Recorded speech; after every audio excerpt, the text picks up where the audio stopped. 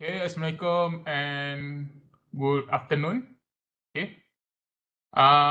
Is my voice, you can hear my voice or not? Just to sound check. Okay, good. Okay, good. Okay. So for today, we will do a pre-graduation briefing, a pre-graduate briefing for power division. Okay. So we start with, okay, tentative of this program. Okay. So the first one is welcoming mark from our director. Okay. Associate Prof. PS Dr. Shahrin. Okay. Followed by the briefing on BEM, Board of Engineering, by Associate Prof. IR Dr. MD Pauzi bin Abdullah.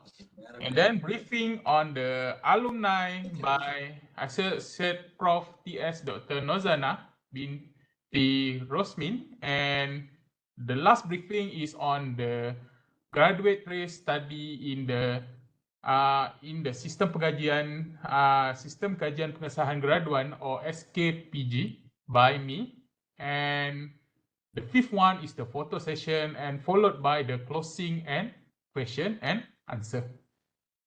So for the briefing, okay, we have a recording for those who cannot attend today. So basically this is the link, or you can scan the QR code, or you can just use the link by adding -sign and REC. Okay. And make sure you sign in your attendance in the chat. Okay, we will share the attendance during the briefing. Okay, so we proceed with the briefing. Start with Dr. Shahrin to give some remark. Okay, thank you, Dr. Razman. So students, so I have been with UTM since 1997 as a student in electrical engineering. Actually, my first choice is to enroll in mechatronics engineering, but maybe due to my grade is not so good in SPM, so I was rejected. But I'm okay with electrical engineering. So after 3 years plus with the examinations, the presentations, labs and projects, so I finally graduated from UTM in year 2000. Then I pursue my master's and PhD degrees, and now I am a lecturer in UTM. So it has been around 26 years of experience with UTM.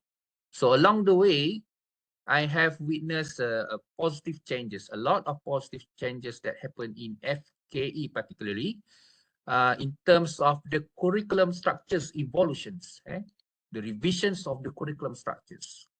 So during my time, at that time around 1997, we only study science courses such as physics, chemistry, and maths. During our first year of the study, we only got involved in electrical courses, such as the circuit theory, only in the second year of our study. But now, based on the current curriculum, you can see that the circuit theory has been introduced in the first year of the study. And then you have capstones project. You have what you call the problem-based learning lab during your third year study. Actually, those were not available during my time. Okay, so you are very fortunate on that. So the curriculum is revised, okay, for every 5 years. So why this curriculum revision is actually compulsory is actually just to make sure that our programs and our graduates are still relevant to the industry. We want the industry to favor our students more than other universities graduates. Okay, you should be proud of that.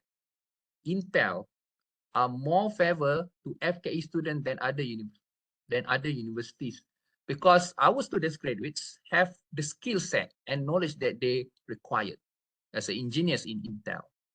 Some others multinational companies such as the power integrations in Penang also favor our graduates. Okay, so this coming Thursday, I and other several delegates from the power departments, we fly to Penang so to meet them, the power integrations, to actually discuss or to have a meeting to further our collaborations, just to what you call, to make sure actually to benefit our students graduates. Okay, so this great achievement of our graduates were made from our updated curriculum. Okay, the curriculum was revised every 5 years, and these revisions requires input, requires feedback from several entities, or what call the stakeholders. Okay, and one of the stakeholders in these curriculum revisions is actually from you, the alumni of the FKE. So you are the most precious entities in these curriculum structures. So this is the purpose of having these sessions, okay, to provide you informations on the responsibility of the alumni. So what the alumni can do and what alumni can contribute back to the faculties and so on. So today we have 3 speakers, Dr. Pauzi, Associate Professor Dr. Pauzi. He is also the director of the Institute of the Future Energy. So he will be giving a talk about the Board of Engineer registrations. And then we have also the Associate Professor Dr. Norzanah, which is the Deputy Director of the Center of Electrical Energy System. And she will talk about the alumni sections.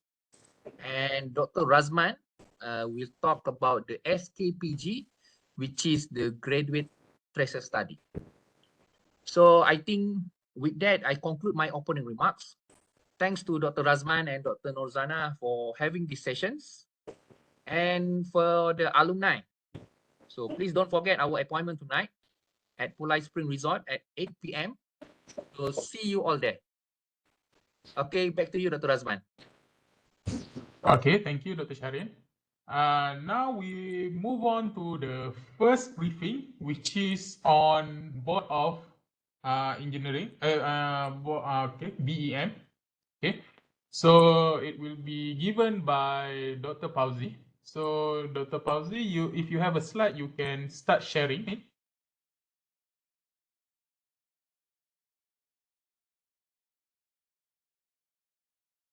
Thank you, Dr. Razman. Okay, wait a minute. Okay, I need to check the first. I have problem. Let me.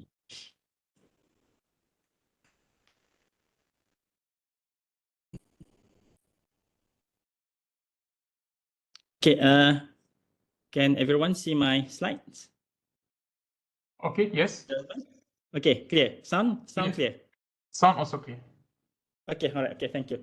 Okay. Assalamualaikum warahmatullahi wabarakatuh, and a very good afternoon to all of you. First of all, I would like to express my appreciation to the organizer, okay, basically Dr. Razman, for inviting me.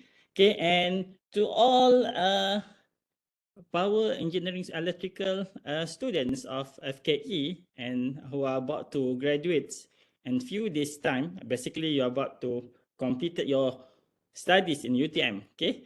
Right, okay, so I'll begin this sharing session. I would say this is sharing session today on Board of Engineers Malaysia. Okay, so why this is the first one, because this is the most important thing, especially for you as a graduate of engineering. Okay, right. So after you almost complete your 4-year study in UTM. So basically your parents here in UTM is the UTM lah. So once you graduated, you have a new big parent. Okay, I would say your father or mother. Okay, which is Board of Engineers Malaysia. So that's why this is a very important. Okay, you for all engineers, okay, in Malaysia, you must know what is Board of Engineers Malaysia. Okay, so basically this will be a short briefing. Okay, so I will say about what you need to know about Board of Engineer, what you need to do. Okay, basically about Board of Engineers Malaysia. Okay, basically I will say two very important things. Okay, right. So before I proceed with my presentation, okay, I have a first question. Okay, engineer. Okay, well, you're about to go start working. So my first question is engineer. Is it an occupation or a profession? Okay, maybe you have across this kind of question before. I think if you took okay in power engineering professional engineering practice, okay, this have been discussed. Engineer is occupation or profession? Let's look at the definition. Okay, so basically occupation is an activity undertaken by the person to earn his livelihood. That is occupation. Okay, so basically whatever work, whatever occupation, okay, is actually what actually you do to earn salary, earn income. That is occupation. Whereas for profession, profession is an occupation that requires specialized training, knowledge, qualification, and skills. Okay, so basically, okay, we would say that, okay, not all occupation is a profession, but a profession is an occupation. Okay, let's look at more detail about profession. Okay, so if you look at the slides, okay, in some professions, it is compulsory to be a member of a professional body. Okay, it's a compulsory. Okay, so it depends on whether or not the profession requires the professional to have a license to practice in order to do their job. Okay, this related to how the profession is regulated. For example, who is responsible for making sure that professionals are doing their jobs properly? Okay, so for example, okay, we have MMC, Malaysia Medical Council. So basically, this is the professional body that regulates the practice of medical doctor. Okay, so medical doctor is considered a profession. Why? Because you have this professional body that regulate the practice of the profession. Okay, so meaning that you cannot do whatever you like. Okay, there's actually code of practice that you have to follow. Okay, another example, Malaysia Institute of Accountants that actually, or MIA, that regulates the practice of accountants, and of course, BEM, okay, Board of Engineers Malaysia. So, Board of Engineers Malaysia basically is the professional body that regulates the practice of engineer. So this is very important. So that's why I said, okay, once you graduated from the faculty, you will start working basically as engineer. Okay, you must know that your profession is being regulated by Board of Engineers Malaysia. So that's why it's very important for you to understand what is Board of Engineers Malaysia. Right. Okay. So basically, this is Board of Engineers Malaysia. So this is actually the logo. Okay. If you translate to bahasa Melayu, so it's actually Lembaga Jurutera Malaysia. Okay, Board of Engineers Malaysia. So basically, some background about Board of Engineers Malaysia, BEM. BEM is actually a statutory body constituted under the Registration of Engineers Act 1967. So basically, Board of Engineers is a form, okay, under the Registration of Engineers Act 1967, which is under law of Malaysia. Okay, it is officially formed on 23rd August 1972. So basically, BEM falls within the ambit of responsibility of the Minister of Works. Okay, so basically, appointment of the board members and the registrar is made by the minister. Okay, in essence, okay, what the important thing is, the board is established for the purpose of regulating the professional conduct and practice of registered engineers in order to safeguard the safety and interests of the public. So this is a very important, because we need a professional body. Okay, because let's say, for example, you become an engineer. You cannot design something that will, okay, just for the sake of you want to have lots of income. You just design something that which actually not safe. Okay, of course you can maybe you can actually save certain costs in terms of material, okay, for the sake to have more profit, but it actually you actually cost jeopardizing the public due to the security issue and all that. So you cannot do that. So that's why we have a board that regulates, okay, your practice. Okay, you need to have some professional conduct and practice. And basically, the reason is to safeguard the safety and the interest of the public. So this is very important. Okay, right. So basically, the functions of BEM. Okay, BEM are basically maintaining the register. Basically, maintaining register of engineers in Malaysia. Okay, so if you want to practice engineering, if you work as an engineer, it is compulsory, okay, to register with Board of Engineers Malaysia. It's not something that's an option. It's not an option. Okay, once you already graduated from the faculty, from the FKE, okay, before you start working as engineer, you have to register with Board of Engineer Malaysia. Like I said, this is not option. It's not an option whether I don't want to register, I want to register. No, it is compulsory. This is according to the, if you look at my previous slide, okay, Registration of Engineers Act. It's the law, under the law of Malaysia. Okay, if you didn't register, okay, example, yeah, you can start work as engineer. Let's say something happened, and the authority do investigation why we have these security issues that cause a certain accident or certain death or whatever, and they identify that you didn't register yourself. You work as an engineer, but you didn't register with Board of Engineers Malaysia, you can be penalized. So this is very serious. Okay, so that's why I always stress that once you graduated, first thing to do, we have to register with Board of Engineers Malaysia. So this is one of the function, maintaining the registration. Number 2, processing applications for registration. Okay, of course you have to register. Okay, the Board of Engineers BEM will process the applications. Okay, so we'll check whether your degree is from the accredited program or whatever. Okay, is it from which university, whether it's accredited or not. Okay, they will check. Okay, and then also the other functions of BEM is conduct the professional assessment examination, or PAE. So this is conducted through BEM examination and qualification committee. So this is used to assess the quality of experience gained by the graduate engineers and his competency. Okay, so basically, okay, another function of BEM is actually they perform this professional assessment for the engineer to be elevated as professional engineer. Okay, this is the role of BEM. Okay, how to become professional engineer? So BEM actually the one that will do the assessment or the exam. Okay, I will explain a bit about the professional engineer later on. Okay, other functions of BEM is assessment of academic qualifications. Okay. So basically, BEM, through its Engineering Accreditation Council, which is EAC, assesses and accredits engineering degrees offered by institution of higher learning.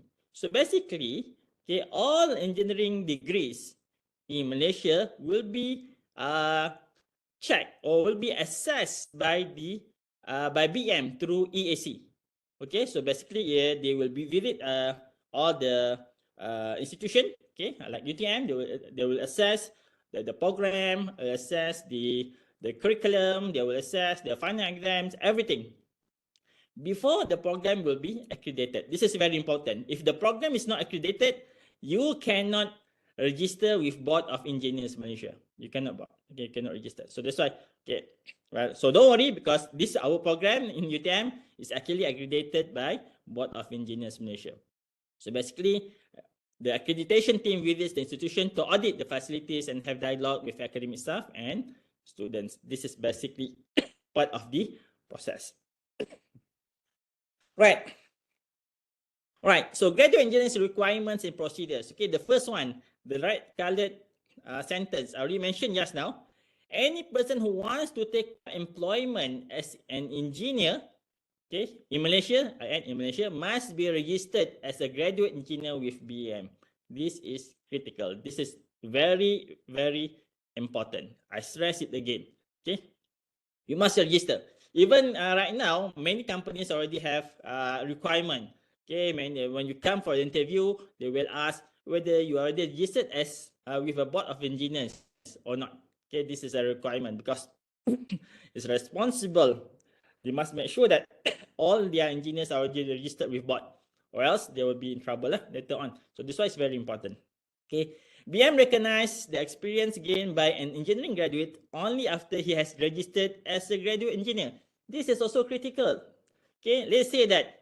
Okay, let's say that once you graduate, you didn't register once you graduated, but you start working. Okay, well, you can still working. Maybe you don't still have working maybe for 10 years. Okay, they say that you feel that okay, after 10 years of working, I think it's now for me to elevate myself. I want to get my professional engineer. Okay, because professional engineering field, getting a professional engineer is something. Okay, basically you can ask better salary, and also you can endorse a few okay, documents that actually requires endorsement by only by professional engineer. Okay, right. But if okay, after 10 years working experience, but if you didn't register as a graduate engineer with BM, okay, your experience is considered zero, even though that you have 10 years of experience. Okay, so that's why it's very critical.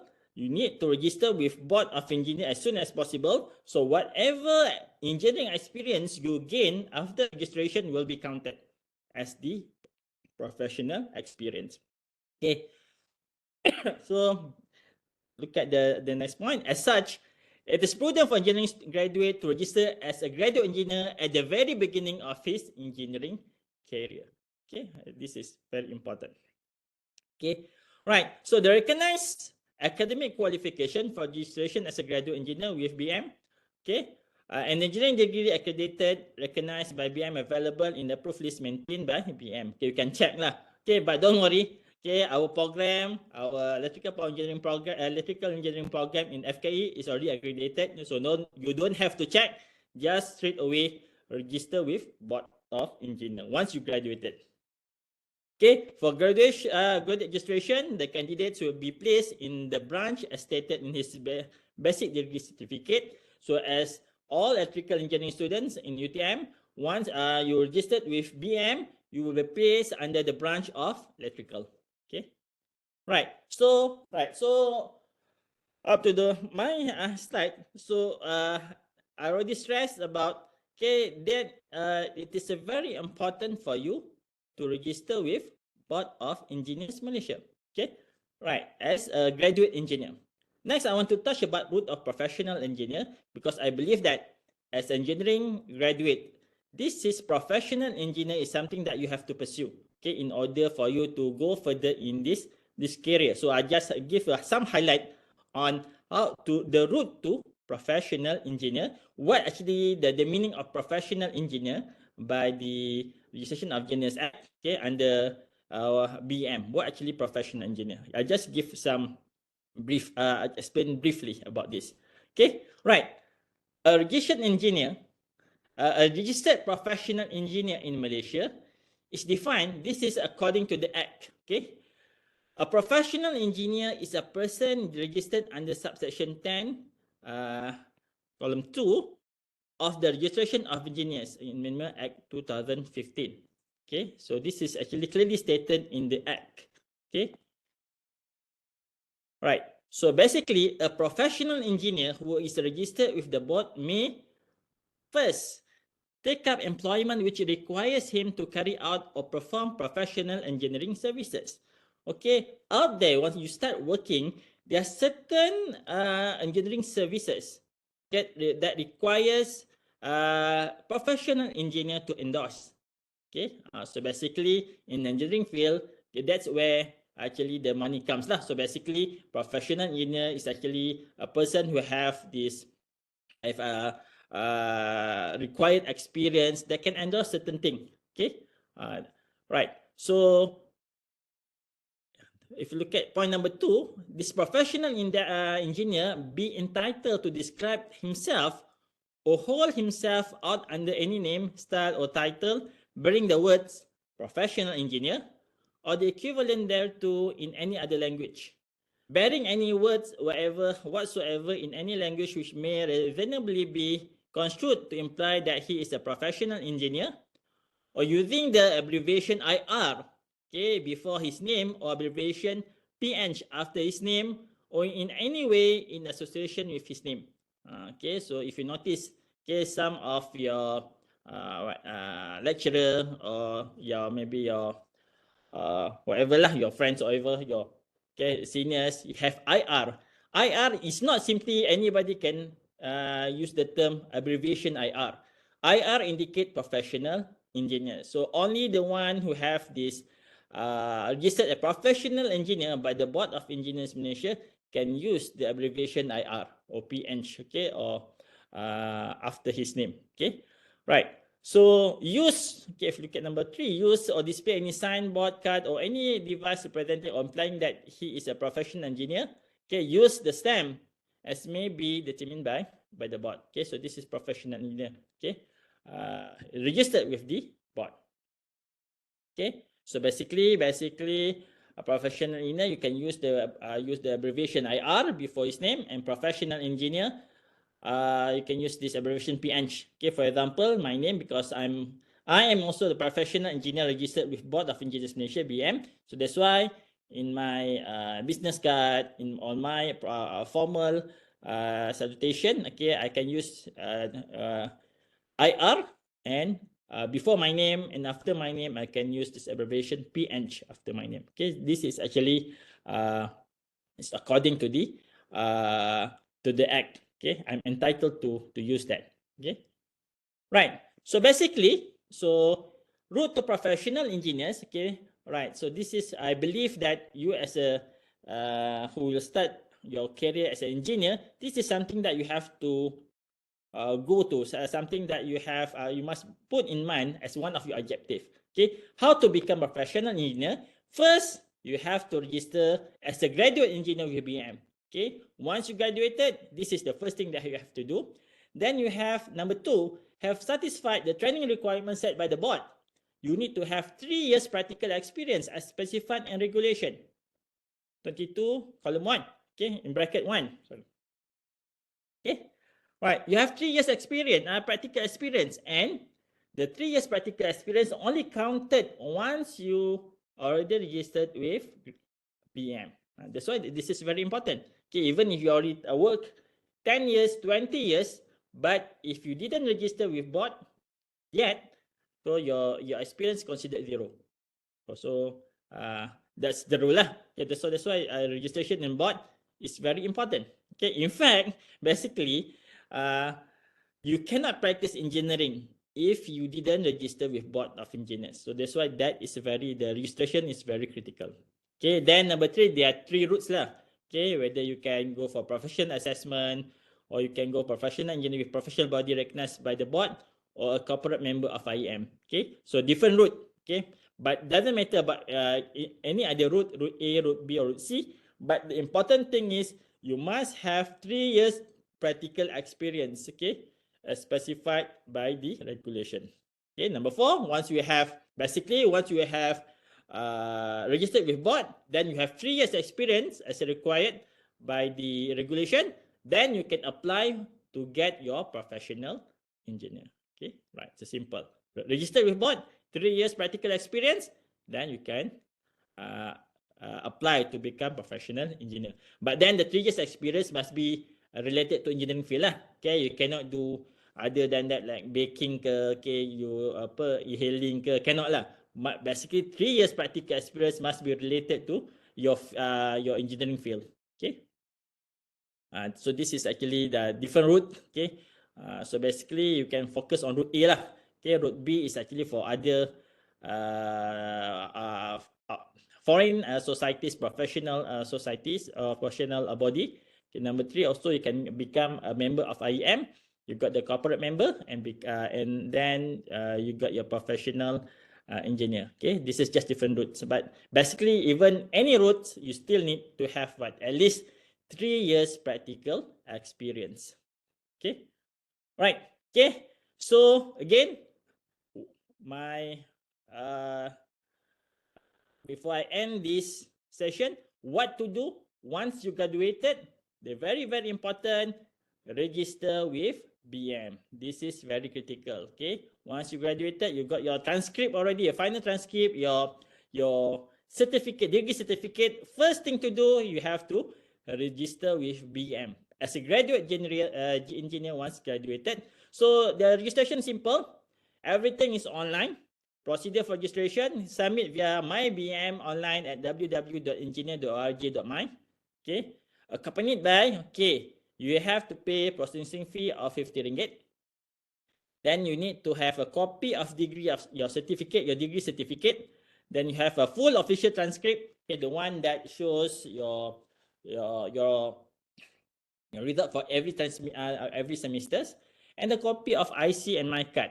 And most importantly, all this copy, it must be duly certified by an active professional engineer. So basically, you cannot simply photocopy and submit. Basically, everything is online. So basically, you have to photocopy, scan all your certificate, your my card, and submit through online. But your copy must be certified by PE first, professional engineer. Okay, so you must have a stamp from professional engineer. So if you look at here, I already put a sample of 2 stamps. Okay, there are 2 types of stamp for professional engineer. One is the circle one. Okay, the circle one is actually the one that professional engineer with practicing certificate. So this is basically professional engineer who really practice lah. Okay, who do practice, to have a consultation firm and do practice. Okay, the second one, this is what hexagon, no? Okay, shape. Okay, so basically this is a professional engineer who don't really practice. It doesn't go to do site work. Okay, basically normally the below stem is actually basically lecturers like me. Okay, I have this the below stem like me lah. Okay, I don't really, because my full-time job is lecturing. Okay, lecture. So I don't really do this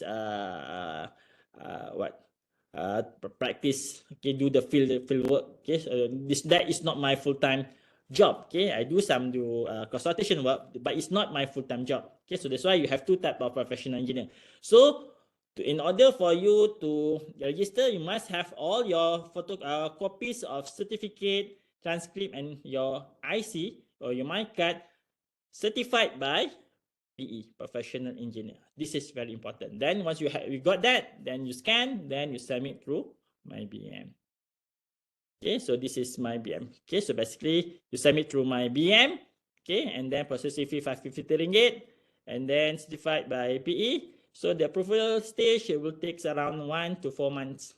Okay, once your registration has been approved, you will be getting a e-certificate that saying that you are now registered graduate engineer with Board of Engineers Malaysia. Then you will be given your registration number lah, meaning that to indicate that now you are a registered member of Board of Engineers Malaysia. Okay, so basically this is among the engineering branch in Malaysia. So basically you will be registered under electrical field. Okay, right. Okay, right. I think that's all from me. Thank you for your attention. Okay, right. So question later, Dr. Razman. Yes, correct. Will be after the photo session. Okay, all right. Okay, thank you. Over to you, Dr. Razman. Okay, thank you, Dr. Pauzi, for the comprehensive explanation on PEM. So now we move on to the next part, which is UTM alumni. So the briefing on UTM alumni will be given by Dr. Norzanah. So if you, Dr. Norzanah has a slideshow, you can start projecting it. Yes, but first of all, let me check my voice. Can you hear my voice clearly? Yes, I can hear you. Thank you very much. Let me share.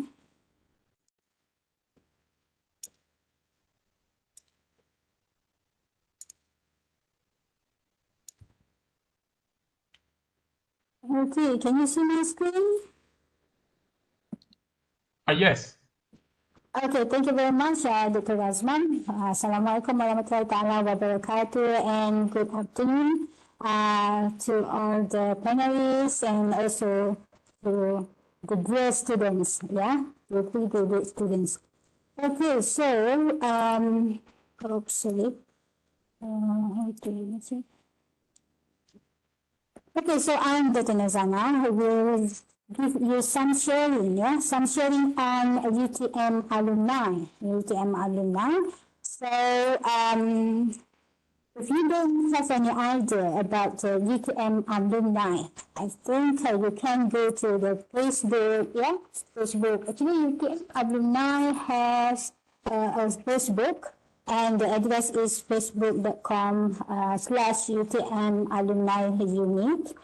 So later, once you graduated and want to stay connected with UTM alumni, so you can go to this Facebook site, and the numbers, the telephone numbers, the address, and also the email address are there.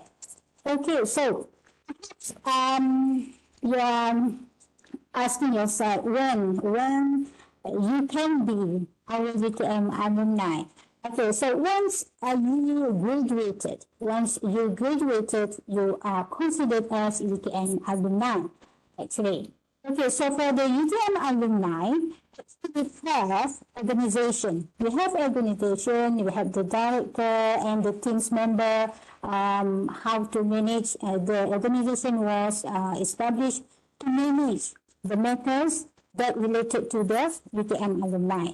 Okay, this is the example. Actually, many more, but because of the time limitation and slide limitation, this is the numbers of distinguished UTM alumni that perhaps one day most of you will be here as well. Okay, will be presented in a slide by the professors here, showing your face here. Okay, this example of distinguished UTM alumni, there is a big names. That working or holding significant position in Malaysia as a minister, and then a politician, and then as a mayor. For example, here we have Pauzi Sani as a national chief office, and then we have also Malaysian Secretary, our Datuk Sri Dr. Zaini Ujang. Yes, so this is some example. And then for the UTM alumni, of course, we want to know what is the objective of the establishment of UTM alumni. Actually, the objective of establishment of UTM alumni is a mediator, perantara. Mediator in establishing continuous and strategic relationship between UTM and also UTM alumni. And then for this UTM alumni, actually there is some roles, that should be done by this organization. For example, the first one is to work as a mediator for a long-term relationship, both professionally and socially, between UTM and UTM alumni, and also as intermediary for funding and generation programs. Perhaps one day, when you success, we want to give back, we want to contribute back to our UTM. Then support activities that organized by UTM departments, UTM faculties, and colleges, and UTM colleges with alumni involvement. And other than that, the role of this UTM alumni is attract alumni interest to contribute back to UTM, and also empowering communication, welfare, human capital development, networking, as well as career path with alumni. And the last and not least is to manage the UTM alumni database management that called as UTM ALIS. Later I will show you the front page, the front page of this UTM ALIS. Okay, so far, the approach that had been done by the UTM alumni to get engagement with our alumni is by this three approach. The first one is doing handling program, face-to-face program, such as doing the hiking, and then dinner, homecoming, something like that.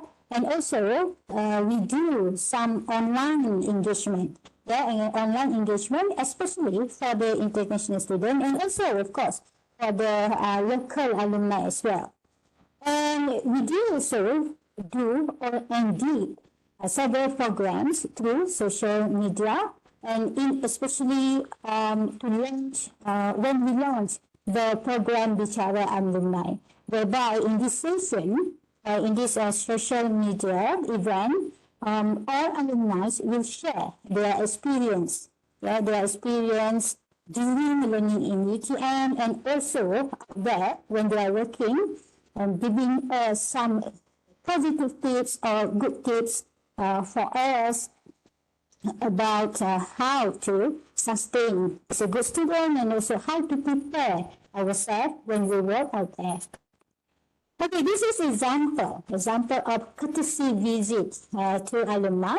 For example, in 2021 and 2022, we did some visits to our alumni. For example, here is we visit the UTM alumni visit the National Police Chief, and then another thing is visiting the Perbadanan Putrajaya, and also the Mayor of Kuantan, and also the Director of SPRM.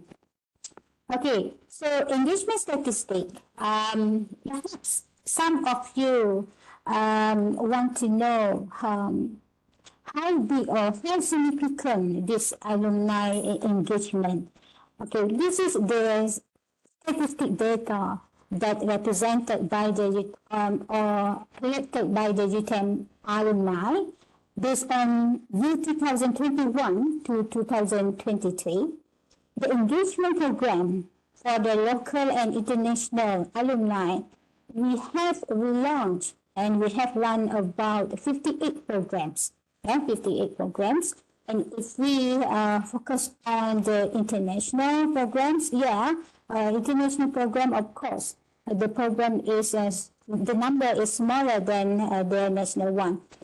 However, for the international level, recently we have launched a 10 group WhatsApp global alumni, which covering mostly here chapter 1 to 7, covering the chapter alumni from Indonesia, Indonesia, and then beside that we also have the chapter WhatsApp group from the UAE, and also from Iran, and also from Uganda.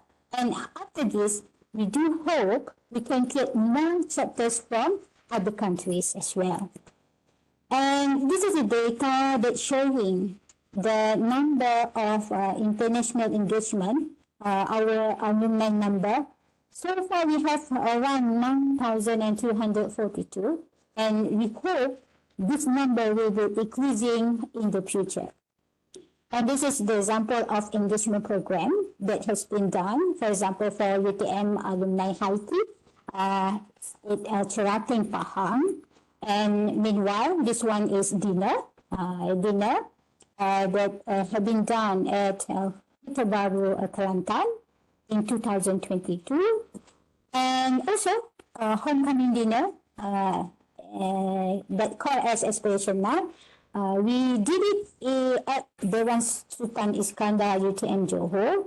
In this picture, you can see half of the hall was filled by our alumni. So please join us tonight, and also in the coming years, in the coming future, if we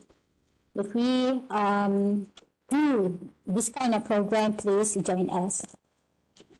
And this is the example of the memory event of the general meeting of the alumni committee members. Perhaps one day you can also become as one of our UTM committee members. And this is the Lawatan Ukhuwah, brotherhood visit. That has been done. We visit Aden Tanjung Surat, and also the secretary of Johor, and also the civil Johor. And another visit is we did during the Ramadan time. This is as well. We visit our alumni at Bandaraya Kuantan. We visit Datuk Hamdan as a mayor of Kuantan at that time. And then here is brotherhood visit Puan Rosila, one of architect work at the Majlis Bandaraya Kuantan. And also we also visited the president of Kuala Lumpur International Airport Premier Holdings Sdn Bhd. So this is another brotherhood visit at the Pembangunan Kampung Baharu PKB, Kuala Lumpur. And then here is a visit at the Perbadanan Putrajaya. And also we visited Ihsan, Ihsan. I think you know him, right? Because I believe most of you buy sports shoes and sport attires at his company. And we also, let's go back at the company that produce the series movies, Open and Ipin, and also Zaman Dahulu. Is it Zaman Dahulu? Yeah, I think Zaman Dahulu, something like that. And also the film of Open and Ipin, the movie. Okay, he is also the pengarah urusan, managing director of Leskopa, also one of our alumni. And this is another thing is the visit by the Ramadan while UTM alumni managing the iftar program. And this is also one of the program that was handled by UTM alumni during iftar program. It was sponsored by the alumni UTM, our alumni. And during that time also, we hand over the donation that had been collected by the alumni as well, and give that to the needies. And this is also just now event in Johor Bahru, and this is the event at Kuala Lumpur. Okay, for the UTM alumni global chapter, the one that has been presented just now, we have, as I mentioned, we have 10 WhatsApp global chapter. For the global chapter, we also manage numbers of programs. Besides that, we handle the special intergroup, and we also run a program for Global UTM Alumni Ambassador, Research and Development Consortium. For this Research and Development Consortium, one of the examples of this kind of activity is such as IMRC. IMRC means or stands for Indonesian Malaysian Research Consortium. Okay, so from there we will collaborate. We will collaborate between Indonesian and Malaysian in research. Okay, another thing is professional development, global alumni talk series. Since 2021, we have numbers. We have so many numbers of alumni talk series, and also besides that, we're also doing the networking and engagement event. And also International Alumni Endowment Fund based on a country.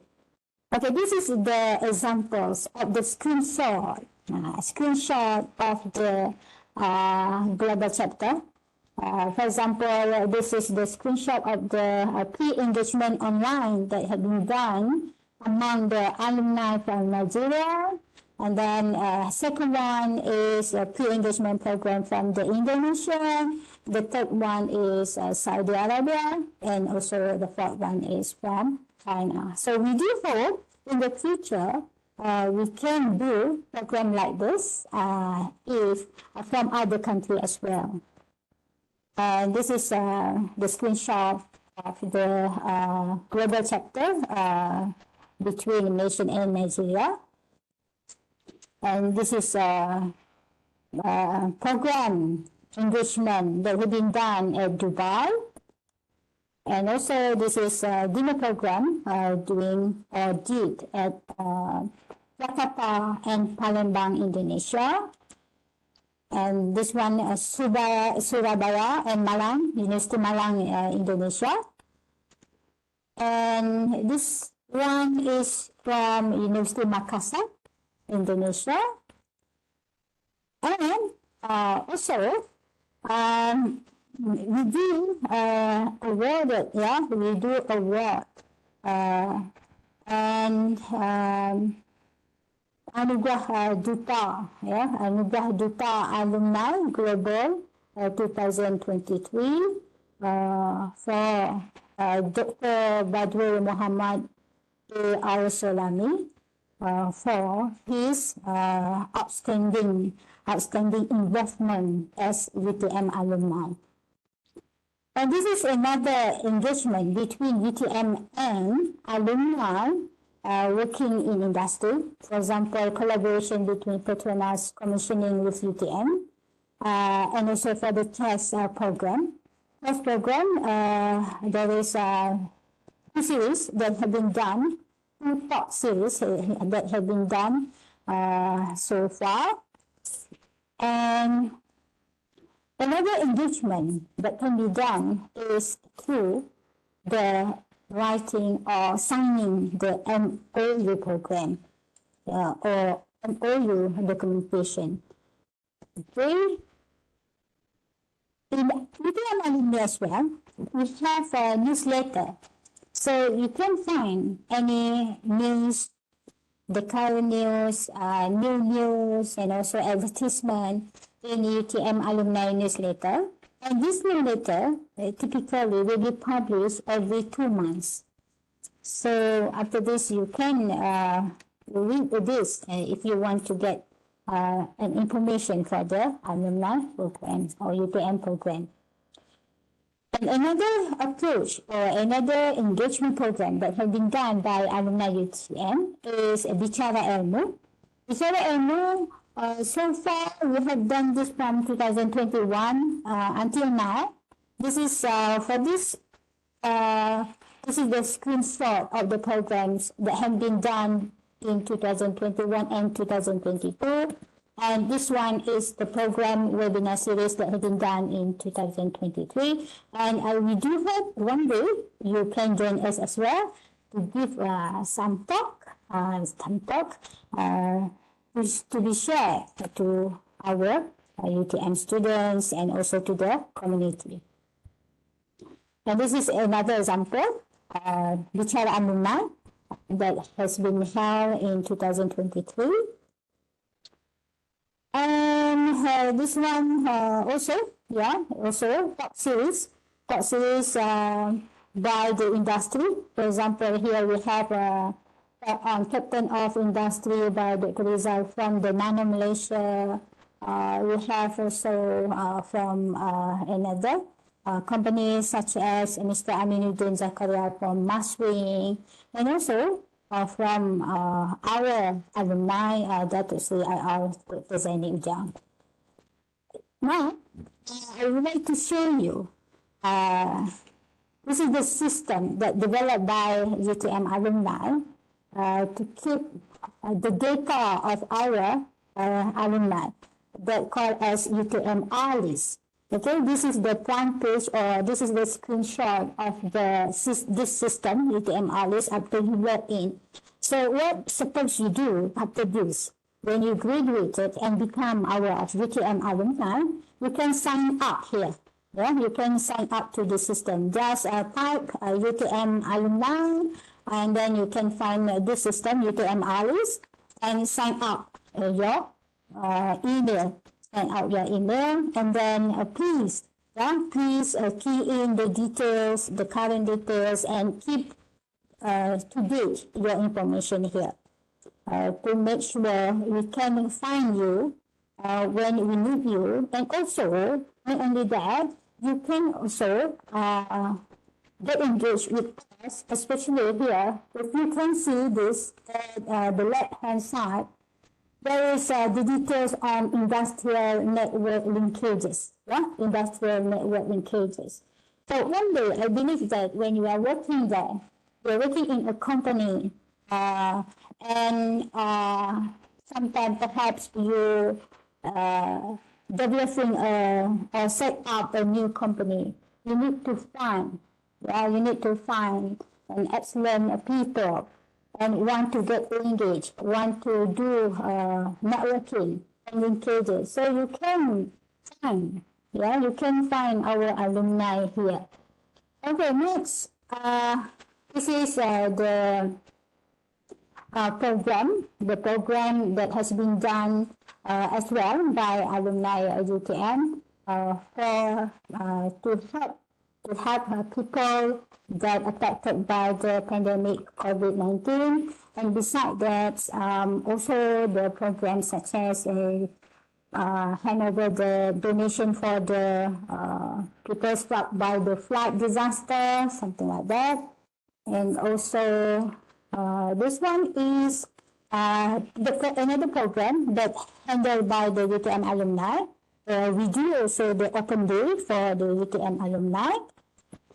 And UTM alumni also handle or manage the sale of vehicle registration number, UTM blah blah blah blah. So if the digit of the number is smaller, so the price becomes higher. So one day, if you buy a new car, perhaps you can buy our UTM number also.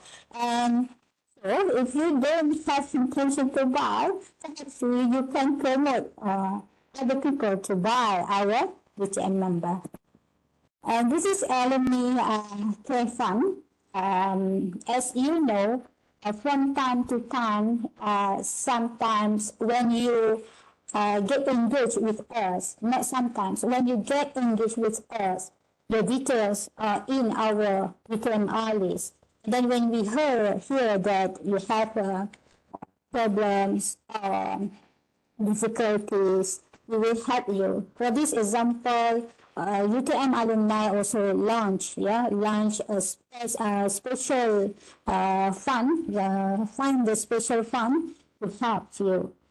For example, we as UTM alumni, we can send some donation to the UTM Smart, and also the online bank transfer to help this the needies. I will say the needies. Yeah.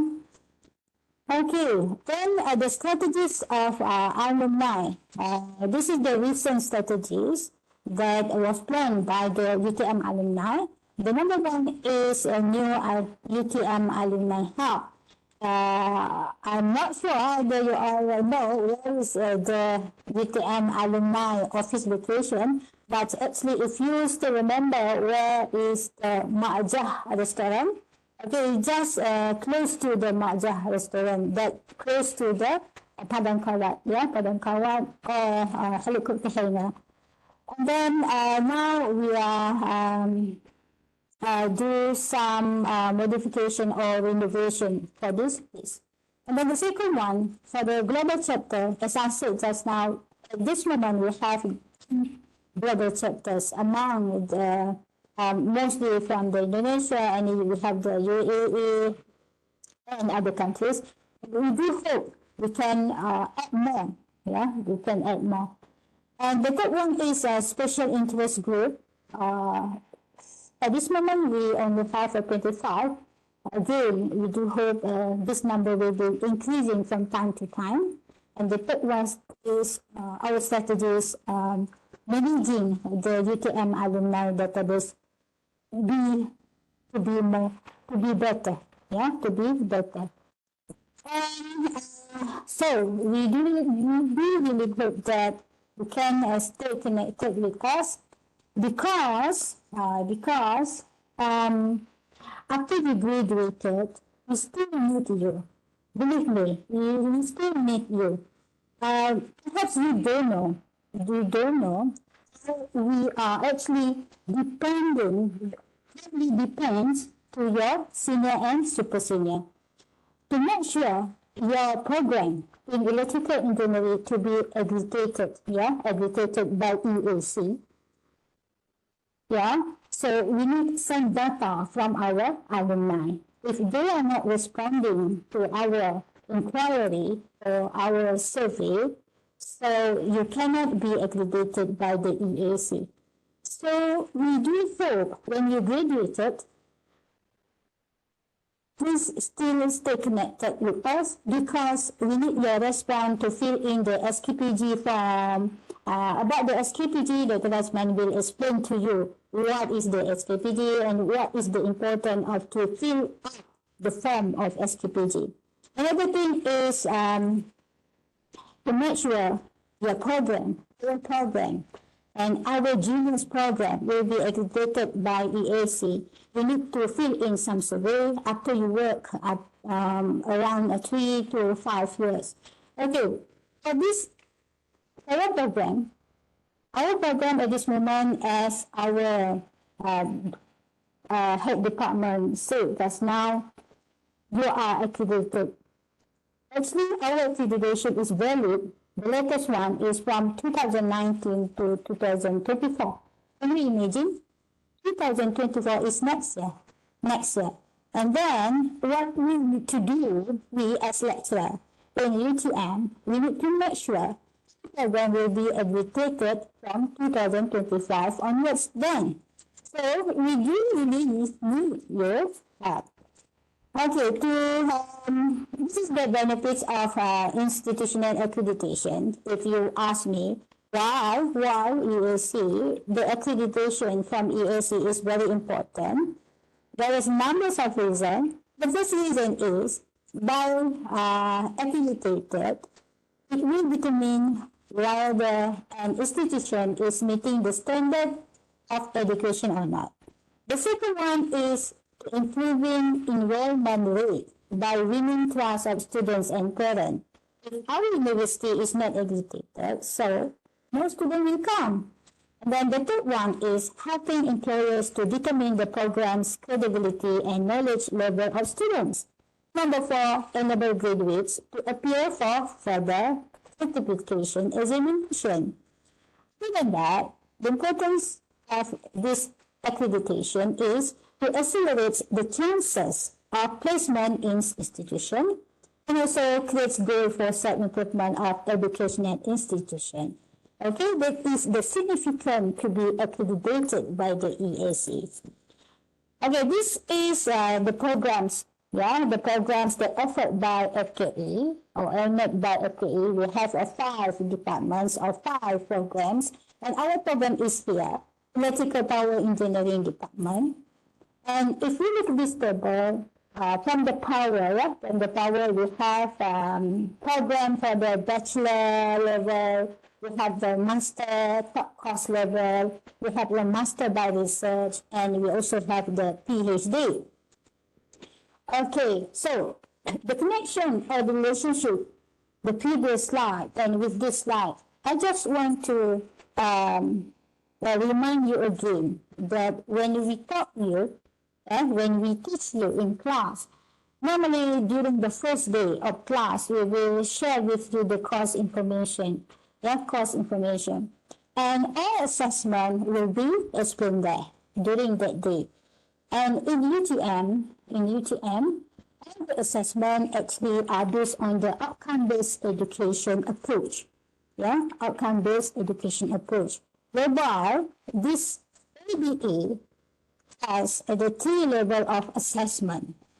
Okay, the first level of assessment is course level. This is the blue one. The blue one representing the course level, whereby you are assessed. You will be assessed during the class when you're taking subjects. And then the PLO PLO will be assessed, will be assessed then after you done your CLO. The PLO means that statements that describe what the student should have achieved by graduation time by addressing the cognitive, psychomotor, then affective.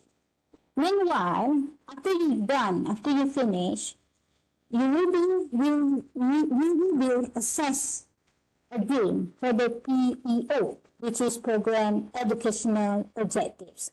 This will be assessed, will be assessed to get the accreditation by the EAC. Then again to the PEO. The PEO is describe the expected achievement of graduates in their career and professional life a few years after graduation, 3 to 5 years. And that's why we do we handle this program or this talk to inform you are very, very important.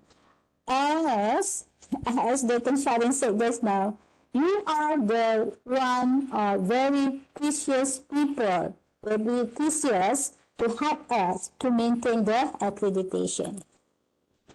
Okay, this is the assessment cycle. You all know are here, the CLO level, the course outcome CLO. You will be assessed here, and then after you finish, the PLO will be assessed, how success you achieve the education, and then we will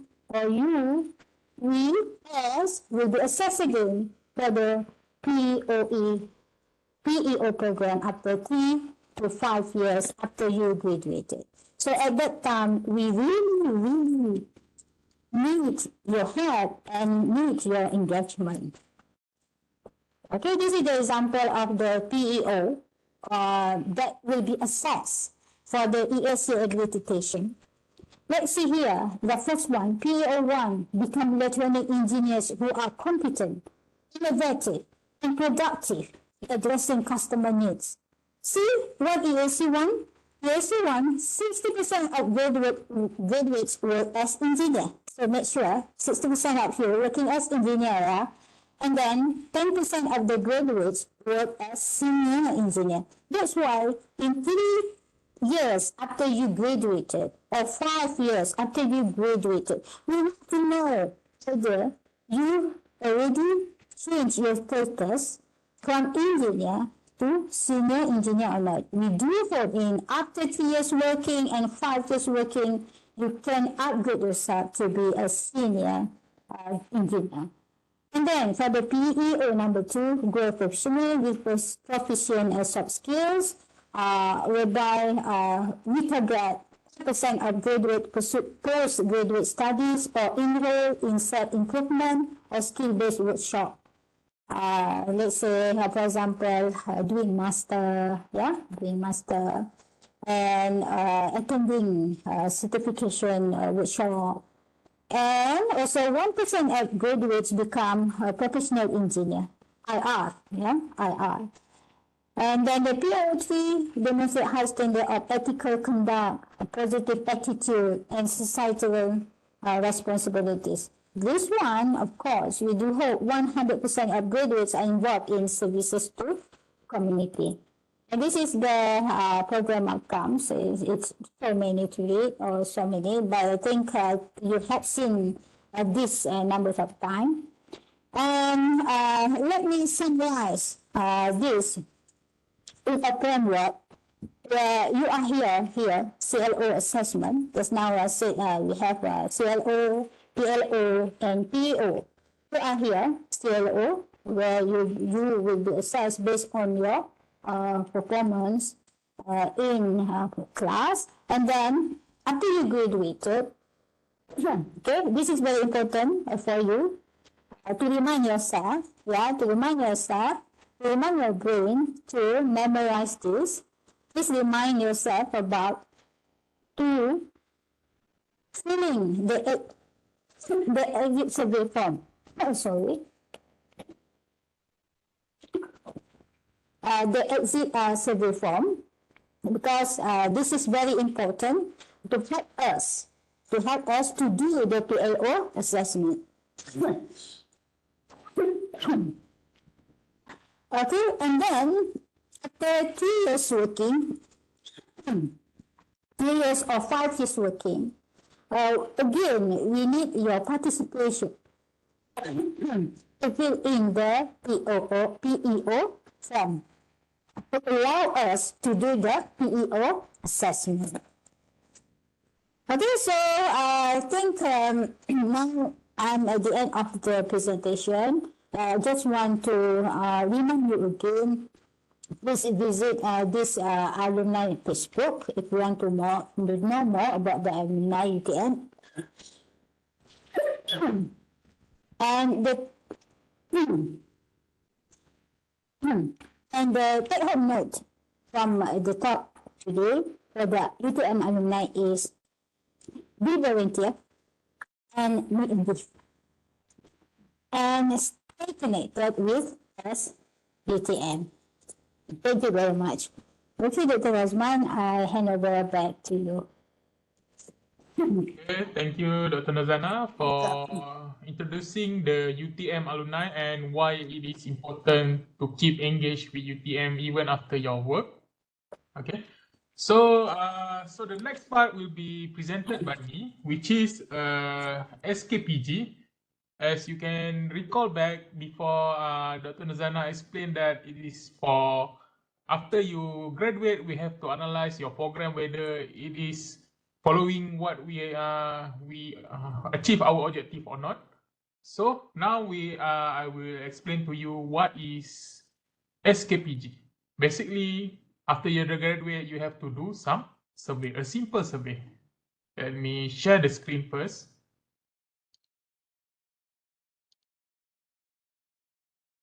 Okay, before I proceed, I need to know whether the screen can be observed or not. Testing. Hello? Can someone respond? Oh, okay. Thank you. So I'm continue with the next part, which is called Sistem Kajian Pengesanan Graduan or SKPG. It is a process of computing graduate tracer study. So what is the purpose of the survey? UTM want to know your opinion on the program of your study. You have a recent completed and the faculty and service you have used while you are studying here. UTM want to know the type of job that you are doing and how you have fared in the job working in the working world. And your feedback is also valuable and can make a significant contribution to the institution and to the Minister of Higher Education in improving the standard of higher education. This is therefore a good way for you to give back and say thanks to your institution. And the percentage of graduate employability, which is the information, is quite important. Okay. Let me remind you, this survey is actually compulsory after you graduate. Okay. So what is the related question about SKPG? Okay. Who are the participants of the survey? All graduate, both undergraduate and postgraduate, are in year 2023. So all graduates need to answer this survey. And usually it takes only 10 to 15 minutes to answer the question. Okay. And you don't have to worry. All the information collected is confidential. Okay. So what is the scope of the SKPG? So you have two SKPG. You have SKPG 1 and SKPG 2. Okay. So if you already answer SKPG 1, okay, I mean, if you are already working and answer it in SKPG 1, you don't have to answer SKPG 2. SKPG 2 are usually to update the employment status. Okay. So for SKPG 1, usually we will conduct on 1 November 2023 to 31 December 2023. But this is only expected date. The real date will be announced later. Okay. And for the SKPG 2, if you are still not working, okay, in the SKPG 1 duration, you will have to answer the SKPG 2, which start from 1 January 2024 until 21 February 2024. Okay. So, yeah. Okay. So, usually 2 to 3 weeks before the convocation, okay, you have to complete the SKPG 1 before the convocation. Okay, so when you answer the SKPG 1, you have 5 status to choose. Okay, when you go into the survey, you have to choose the status. Either you are working, or you are furthering your study, or you want to do the upskilling or reskilling. Basically, you join some courses to improve your skill, or waiting for a job placement means that you already have the offer and you just waiting. Okay, or the last option is the unemployment. Okay, and for the SKPG 2, if you are unemployed, you have to update the employment status after the 31 December limit. Okay, so to graduates who wants to update their status from example unemployment to further study, okay, and the focus is on unemployment graduate, okay, because this is important, the information in the SKPG 2, because we can help you try to get job after that. Okay, so this is a guide to participating in the Mohe Graduate Tracer study. So if you look here, okay, the survey is actually not done by us. It's actually under Mohe, okay, Minister of Higher Education. Okay, so first of all, you can go there by visiting the website. So this is the website. If you don't want to write it, you can write it. You can scan the QR code here. Okay, you can scan it and you go to the website and you click the SKPG, not 2.0 but SKPG. Okay, so after you go there, okay, so you can choose the language first. Okay, if you are international student, you can select the English. Okay, if you are Malay student, okay, Malaysian student, you can select Bahasa Melayu. Okay, so after that, you can insert your IC number, okay, inside there, and then you have to place the name of the institution, okay, which is University Technology Malaysia, and then you just click submit. Okay, so after that, okay, so after that you have to fill out the information. Okay, the B is the status. Okay, A is login. Okay, you log in before. This is the part A. Okay, and then for part B, you have to choose. Like I said before, there are several options. Okay, so there are several options. You have to check whether you are working. Okay, status of your working, or whether you are full-time working or part-time working or unemployed. You have to insert here. And based on the status, your job status, you will have a different type of survey. Okay. So this one, after you complete the survey, you will have some sort of the receipt. Okay. Make sure you save the receipt. Okay.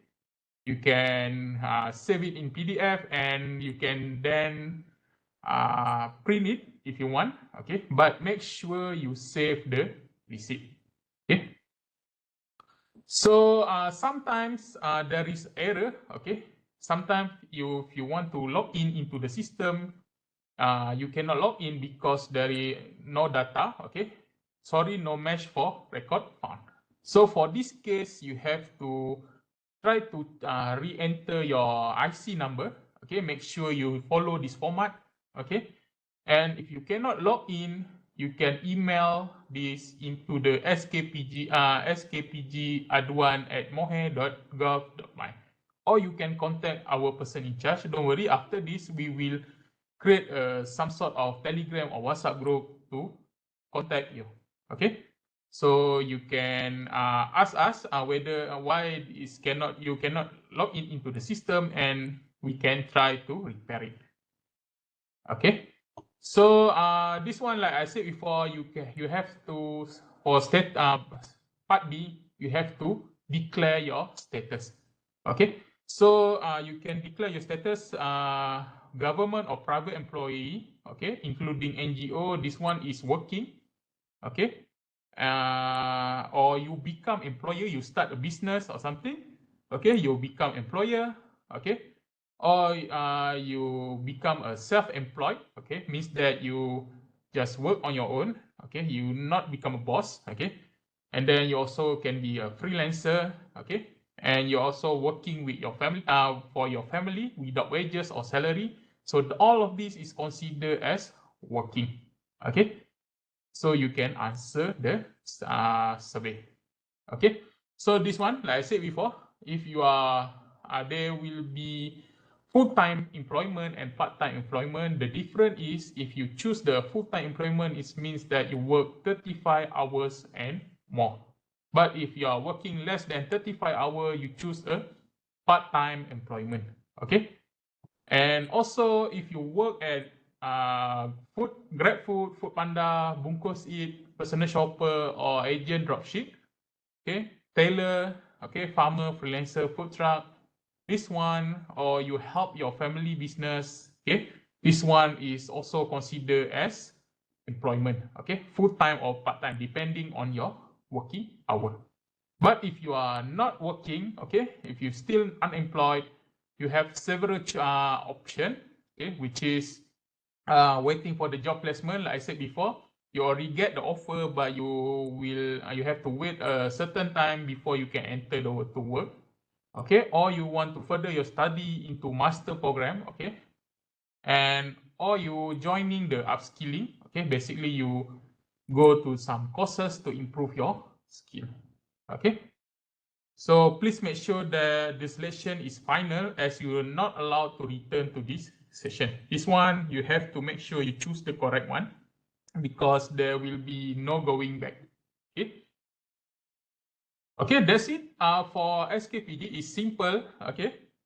So before I continue with the photo session, okay, I just want to remind you again, you can look at the briefing at this link or this QR code, okay.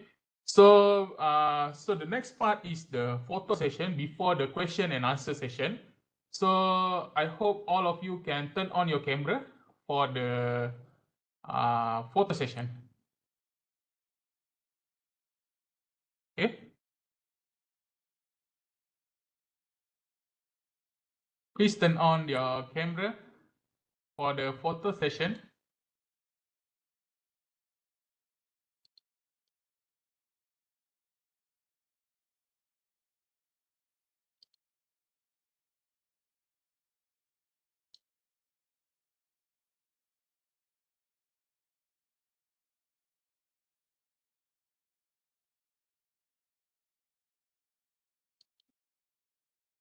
Ni proof of attendance ni. Tak ada video ni, maksudnya dia tak ada sebenarnya. Okay, turn on proof of attendance.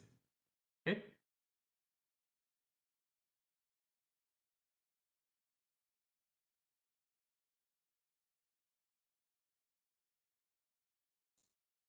Are your classmates involved in any exam today?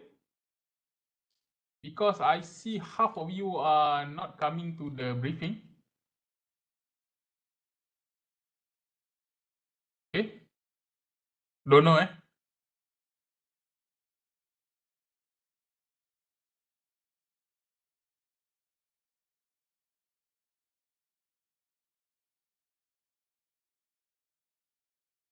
Okay, I will start the photo session.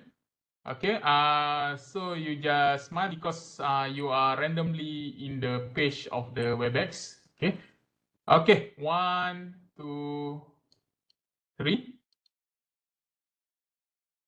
Okay, another one is 1, 2, 3. Okay, another one is 1, 2, 3. Okay, that's it, 3 pages.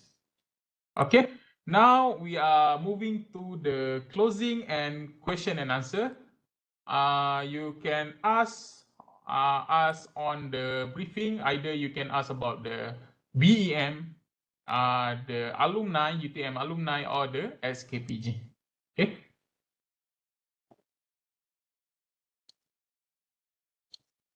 Okay, any question?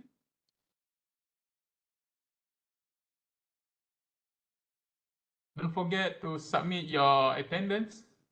You can click the link in the chat box. Any question? So make sure you answer the BEM. Okay, you registered the BEM because it is compulsory. Okay. If not, you are having problem to try to get work, if not mistaken.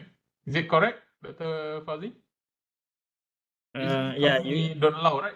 you cannot practice engineering if you are not registered with board. This is illegal lah according to the law. Okay, kalau you nak kerja lain-lain tu maybe tak ada masalah lah. But again, you have to register. One time registration, RM50. That's all. Okay. But I think that the tricky part is getting your certificate endorsed by the PE lah. That is actually the tricky part lah. But then you can always ask your lecturer lah who got the who are actually PE IR to help you endorse your certificate. Okay. So that's actually the best way to do it lah. Okay, other than it's simple, you just everything is through online system. But then a bit tricky about the endorsement lah. Better later once you come for your graduation, you have prepare everything lah. Okay, you photocopy everything and try to find the lecturer who are PE. Okay, and then ask them to certify. Okay, I think that's the tricky part lah. Tricky part a bit. Unless kalau you ada kenal anybody, then okay lah. If no, better next time you come again to UTM, you photocopy everything and then try to find any lecturer who are PE and ask them to endorse, certify your certificate, your IC and everything. I think that's the only thing lah. Okay, but don't actually tangguh lah. Okay, basically once everything ready, just register as soon as possible. Okay, that's my advice. Okay, all right, that's all, Dr. Razman. Okay, thank you, Dr. Pauzi.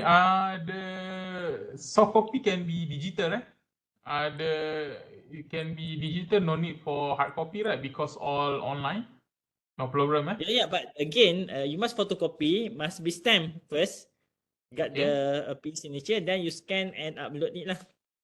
Okay, so no problem lah. As long as you have IR, where we have to where we want to get the IR list, you have it or not for the FKE power? Just check lah who with the IR. Maybe later we share code. Later boleh share code dekat list. Okay, any IR that does not necessarily from electrical lah, as long because actually they need to check lah whether your certificate is original, actually valid your IC. Just that's it. Okay, anybody actually who got PE can actually certify your certificate and your IC. Okay. Okay, thank you, Dr. Pauzi. Okay, any question? Okay. Any question? Okay, I want to ask Dr. Norzanah, for the alumni.utm.my, when you have to register this for alumni.utm.my? Actually, I think you can just sign up until you finish your study. After graduate? Yeah, or after before graduate. the graduation? Yeah. Okay. No problem, right? It is just a simple system, right? Yeah, there is a simple system. Okay. Thank you, Dr. Just Norzanah. sign up first. And other question? Semua nak study ke ni? Okay, if there is no more question, I will end the session. Okay, thank you for all the Dr. Norzanah and Dr. Pauzi for giving the briefing. Okay, so make sure if you are missing the information from the briefing, you can go into the link I give for the recording. Okay, that is all for today.